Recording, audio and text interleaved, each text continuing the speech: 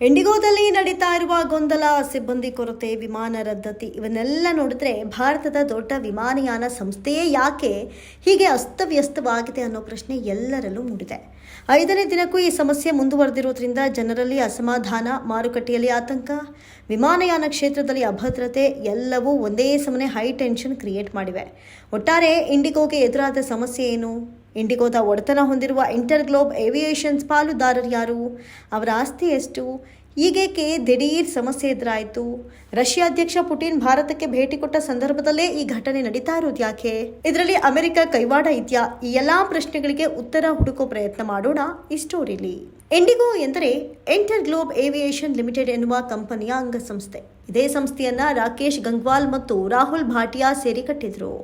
ಭಾಟಿಯಾ ಈಗ ಇಂಟರ್ಗ್ಲೋಬ್ನ group managing director ಆಗಿದ್ದಾರೆ. 1989ರಲ್ಲಿ ಆರಂಭವಾದಂತಹ ಈ ಸಂಸ್ಥೆ ಇಂದು ವಿಮಾನಯಾನ, ಆತಿಥ್ಯ, ಲಾಜಿಸ್ಟಿಕ್ಸ್, ಪೈಲಟ್ ತರಬೇತಿ, ವಿಮಾನ ನಿರ್ವಹಣಾ ಎಂಜಿನಿಯರಿಂಗ್ ಹೀಗೆ ಹಲವು ಕ್ಷೇತ್ರಗಳಲ್ಲಿ ಕಾಲಿಟ್ಟಿದೆ. ಭಾಟಿಯಾ ಅವರು ಕೆನಡಾದ ವಾಟರ್ಲೂ ವಿಶ್ವವಿದ್ಯಾಲಯದಿಂದ ಎಲೆಕ್ಟ್ರಿಕಲ್ ಎಂಜಿನಿಯರಿಂಗ್ ಪದವಿಯನ್ನು ಪಡೆದವರು. ಫೋರ್ಬ್ಸ್ ಪ್ರಕಾರ ರಾಹುಲ್ ಭಾಟಿಯಾ ಅವರ ಆಸ್ತಿಯ ಒಟ್ಟು ಮೌಲ್ಯ $8.1 ಶತಕೋಟಿ. ಫೋರ್ಬ್ಸ್ ಶ್ರೀಮಂತರ ಪಟ್ಟಿಯ ಪ್ರಕಾರ ಭಾಟಿಯಾ ವಿಶ್ವದ ಶತಕೋಟ್ಯಾಧಿಪತಿಗಳಲ್ಲಿ 420ನೇ ಸ್ಥಾನದಲ್ಲಿದ್ದಾರೆ. ಅಷ್ಟೇ ಅಲ್ಲ, ಇವರು ಇಂಟರ್ಗ್ಲೋಬ್ ಏವಿಯೇಷನ್ನ ಪ್ರವರ್ತಕರು ಆಗಿದ್ದಾರೆ. BSE ಸ್ಟಾಕ್ ಎಕ್ಸ್ಚೇಂಜ್ ಮಾಹಿತಿ ಪ್ರಕಾರ ಅವರು ನೇರವಾಗಿ ಇಡೀ ವಿಮಾನಯಾನ ಕ್ಷೇತ್ರದಲ್ಲಿ 40,000 ಷೇರುಗಳನ್ನು ಹೊಂದಿದ್ದಾರೆ. ರಾಕೇಶ್ ಗಂಗ್ವಾಲ್ ಇಂಡಿಗೋದ ಮತ್ತೊಬ್ಬ ಸಹ ಸಂಸ್ಥಾಪಕ. 2022ರಲ್ಲಿ ಕಂಪನಿಯ ನಿರ್ದೇಶಕರ ಮಂಡಳಿ ಹುದ್ದೆ ತ್ಯಜಿಸಿದ್ದು, ಅಂದಿನಿಂದ ವಿಮಾನಯಾನ ಸಂಸ್ಥೆಯಲ್ಲಿ ತಾವು ಹೊಂದಿರುವ ಷೇರುಗಳನ್ನು ಮಾರಾಟ ಮಾಡುತ್ತಿದ್ದಾರೆ. BSE ಮಾಹಿತಿ ಪ್ರಕಾರ ರಾಕೇಶ್ ಗಂಗ್ವಾಲ್ ಅವರು ಒಂದು ಕಾಲದಲ್ಲಿ ನಿರ್ದೇಶಕ ಮಂಡಳಿಯಲ್ಲಿದ್ದವರು. 2022ರಲ್ಲಿ ಹೊರಬಂದ ನಂತರ ತಮ್ಮ ಪಾಲಿನ ಷೇರುಗಳ ಬಹುಭಾಗವನ್ನು ಮಾರಾಟ ಮಾಡಿದ್ದಾರೆ. ಈಗ ಸುಮಾರು 4.53% ಪಾಲು ಉಳಿಸಿಕೊಂಡಿದ್ದಾರೆ. ಪ್ರಸ್ತುತ ಇಂಡಿಗೋ ಭಾರತದಲ್ಲಿ ಅತಿದೊಡ್ಡ ವಿಮಾನಗಳ ಸಮೂಹವನ್ನ ಹೊಂದಿರುವ ಸಂಸ್ಥೆ. 434 ವಿಮಾನಗಳು, ದಿನಕ್ಕೆ 2300 ಸಂಚಾರಗಳು, ದೇಶೀಯ ಮಾರುಕಟ್ಟೆಯಲ್ಲಿ 76%ಗಿಂತ ಹೆಚ್ಚು ಪಾಲು ಅವರದ್ದೇ. ಸರಳವಾಗಿ ಹೇಳಬೇಕಾದ್ರೆ ಭಾರತದ ವೈಮಾನಿಕ ಸಾರಿಗೆ ಬಹುತೇಕ ಇಂಡಿಗೋ ಮೆಟ್ಟಿಲಿನ ಮೇಲೆ ನಿಂತಿದೆ. ಹೀಗಿರುವಾಗ ಸಮಸ್ಯೆ ಯಾಕೆ ದಿಢೀರ್ ಸ್ಫೋಟವಾಯಿತು ಅನ್ನೋದನ್ನ ನೋಡ್ತಾ ಹೋದ್ರೆ, ಇದಕ್ಕೆ ಮುಖ್ಯ ಕಾರಣವಾಗಿ DGCA ಹೊಸದಾಗಿ ಜಾರಿಗೆ ತಂದಿರುವ ಸಿಬ್ಬಂದಿ ಕರ್ತವ್ಯ ವೇಳಾಪಟ್ಟಿ ನಿಯಮಗಳು ಅಂದ್ರೆ FTTL ಹೇಳಲಾಗುತ್ತಿದೆ. ಪೈಲಟ್, ಕ್ಯಾಬಿನ್ ಕ್ರೂಗಳ ಕೆಲಸದ ಗಂಟೆ, ವಿಶ್ರಾಂತಿ ಸಮಯ, ರಾತ್ರಿಯ ಡ್ಯೂಟಿ ನಿಯಮಗಳು ಎಲ್ಲವೂ ಇದೀಗ ಕಠಿಣ ಪರಿಸ್ಥಿತಿಯಲ್ಲಿವೆ. ಈ ಹೊಸ ನಿಯಮಗಳಿಗೆ ಹೊಂದಿಕೊಳ್ಳುವ ಪ್ರಕ್ರಿಯೆಯನ್ನ ಇಂಡಿಗೋ ಸರಿಯಾಗಿ ಪ್ಲಾನ್ ಮಾಡದೆ ಹೋದ ಪರಿಣಾಮ ಸಿಬ್ಬಂದಿ ಕೊರತೆ ತೀವ್ರವಾಗಿ ತಲೆದೋರಿದೆ. ಕೆಲವೊಂದು ವಿಮಾನಗಳಲ್ಲಿ ತಾಂತ್ರಿಕ ದೋಷಗಳು ಹೆಚ್ಚಾಗಿರುವುದು ಉಲ್ಲೇಖಿಸಲಾಗಿದೆ. ಇದು ಮೇಲ್ನೋಟಕ್ಕೆ ನೋಡಿದ್ರೆ ತಾತ್ಕಾಲಿಕ ತೊಂದರೆ ಎನ್ನಿಸಬಹುದು, ಆದರೆ ಒಳಗೆ ನೋಡುವುದಾದ್ರೆ ಇದು ದೊಡ್ಡ ನಿರ್ವಹಣಾ ವೈಫಲ್ಯದ ಸಂಕೇತ ಎನ್ನಲಾಗಿದೆ. ಭಾರತೀಯ ವಿಮಾನಯಾನ ಕ್ಷೇತ್ರದ ಕೆಟ್ಟ ಪರಿಸ್ಥಿತಿಯನ್ನೂ ಇಲ್ಲಿ ಮರೆಯಲು ಆಗುವುದಿಲ್ಲ. ಕಳೆದ ಕೆಲ ವರ್ಷಗಳಲ್ಲಿ ಜೆಟ್ ಏರ್ವೇಸ್ ಕುಸಿದಿತು, ಗೋ ಫಸ್ಟ್ ಸ್ಥಗಿತಗೊಂಡಿತ್ತು, ಸ್ಪೈಸ್ ಜೆಟ್ ಗಟ್ಟಿ ಆರ್ಥಿಕ ಸಮಸ್ಯೆಯಿಂದ ಬಳಲ್ತಾ ಇದೆ.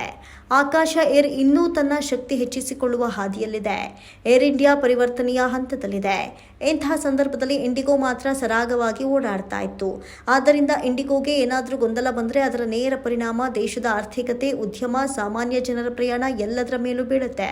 ಪರೋಕ್ಷವಾಗಿ ನಿಮ್ಮ ಮೇಲೂ ಇದರ ಪರಿಣಾಮ ಬೀರುತ್ತೆ. ಇಂಡಿಗೋ ಮ್ಯಾನೇಜ್ಮೆಂಟ್ ಇಲ್ಲಿ ಒಂದು ದೊಡ್ಡ ತಪ್ಪು ಮಾಡಿದೆ ಅನ್ನೋದು ಗಮನಾರ್ಹ.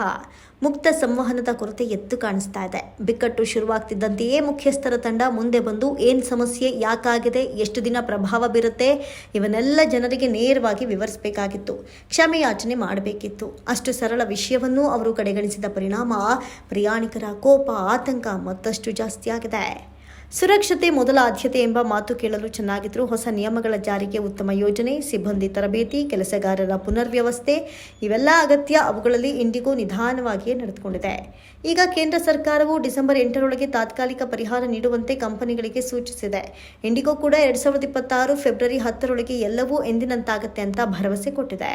ಮತ್ತೊಂದು ಪ್ರಮುಖ ವಿಚಾರ ಇದೀಗ ದೊಡ್ಡ ಮಟ್ಟದಲ್ಲಿ ಚರ್ಚೆಯಾಗ್ತಾ ಇದೆ. ಒಂದೇ ದಿನ 1000ಕ್ಕೂ ಹೆಚ್ಚು ವಿಮಾನಗಳು ರದ್ದಾಗಿರೋದು ಮತ್ತು ರಷ್ಯಾ ಅಧ್ಯಕ್ಷ ಪುಟಿನ್ ಭಾರತಕ್ಕೆ ಬರ್ತಾ ಇರುವ ಸಂದರ್ಭದಲ್ಲೇ ಇದು ನಡೆದಿರೋದು ಹಲವು ಅನುಮಾನಗಳಿಗೆ ಎಡೆಮಾಡಿಕೊಟ್ಟಿದೆ. ಸಾಮಾಜಿಕ ಜಾಲತಾಣದಲ್ಲಿ ಮತ್ತು ತಜ್ಞರ ವಲಯದಲ್ಲಿ ವಿದೇಶಿ ಕೈವಾಡದ ಬಗ್ಗೆ ಅನುಮಾನ ವ್ಯಕ್ತವಾಗ್ತಿದೆ. ರಷ್ಯಾ ಅಧ್ಯಕ್ಷ ಪುಟಿನ್ ಭಾರತಕ್ಕೆ ಭೇಟಿ ನೀಡ್ತಾ ಇರುವಂತಹ ಬೆನ್ನಲ್ಲೇ ದೇಶದ ಸಂಚಾರ ವ್ಯವಸ್ಥೆ ಅಸ್ತವ್ಯಸ್ತಗೊಂಡಿದೆ. ಇದು ಭಾರತದ ಇಮೇಜ್ ಹಾಳು ಮಾಡುವ ಪ್ರಯತ್ನವೇ ಎಂಬ ಪ್ರಶ್ನೆ ಎದ್ದಿದೆ. ಭಾರತದ ವಿಮಾನಯಾನ ಮಾರುಕಟ್ಟೆಯಲ್ಲಿ ಇಂಡಿಗೋ 76% ಪಾಲು ಹೊಂದಿದೆ. ಇದನ್ನು ಅಸ್ಥಿರಗೊಳಿಸಿದರೆ ಭಾರತದ ಆರ್ಥಿಕತೆಗೆ ದೊಡ್ಡ ಪೆಟ್ಟು ಬೀಳುತ್ತೆ. ಬೋಯಿಂಗ್ ಸೇರಿದಂತೆ ಅಮೆರಿಕದ ಕಂಪನಿಗಳಿಗೆ ಲಾಭ ಮಾಡಿಕೊಡೋದಕ್ಕೆ ಈ ರೀತಿ ಮಾಡಲಾಗ್ತಾ ಇದೆಯಾ ಎನ್ನುವಂಥ ಮಾತುಗಳು ಕೇಳಿ ಬರ್ತಿವೆ. ಈ ಘಟನೆಯ ಹಿಂದೆ ನಿಜವಾಗಿ ಕಾರಣ ಏನು? ಆಡಳಿತಾತ್ಮಕ ಲೋಪ ಮಾತ್ರವೇ ಅಥವಾ ಮತ್ತೇನಾದರೂ ಆಳದಲ್ಲಿರುವ ಕಾರಣಗಳಿದೆಯಾ? ಭಾರತ ಸರ್ಕಾರ ತನಿಖೆ ನಡೆಸಿ ಎಲ್ಲವೂ ಪಾರದರ್ಶಕವಾಗಿ ಜನರಿಗೆ ತಿಳಿಸಬೇಕಾದ ಜವಾಬ್ದಾರಿ ಇದೆ.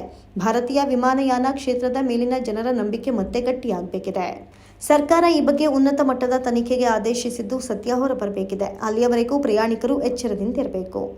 ಒಟ್ಟಾರೆ ಇಂಡಿಗೋ ಈಗ ಘೇರಾವಿನ ಮಧ್ಯೆ ನಿಂತಿದೆ. ಸಿಬ್ಬಂದಿ ಕೊರತೆ, ನಿಯಮ ಬದಲಾವಣೆ, ನಿರ್ವಹಣಾ ಅಸಮರ್ಪಕತೆ, ಪ್ರವಾಸಿಗರ ಅಸಮಾಧಾನ ಎಲ್ಲವೂ ತಾಂಡವವಾಡ್ತಾ ಇದೆ. ಆದರೆ ಈ ಬಿಕ್ಕಟ್ಟು ಕೇವಲ ಇಂಡಿಗೋದಷ್ಟೇ ಅಲ್ಲ, ಭಾರತದ ವಾಯುಯಾನ ಕ್ಷೇತ್ರದ ಪರೀಕ್ಷೆಯೂ ಆಗಿದೆ. ಒಟ್ಟಾರೆ ಇಂಡಿಗೋ ಮತ್ತೆ ಎಲ್ಲವನ್ನ ಸರಿಪಡಿಸಿ ಜನರು ವಿಶ್ವಾಸದಿಂದ ಹಾರುವ ಮಟ್ಟಕ್ಕೆ ಬರಲೆಂಬುದು ನಮ್ಮ ಆಶಯ. ದೇಶದ ವಿಮಾನಯಾನದ ಬೆನ್ನೆಲುಬು ಮತ್ತೆ ಬಲಗೊಳ್ಳಲಿ ಅನ್ನೋದೇ ನಮ್ಮ ಹಾರೈಕೆ.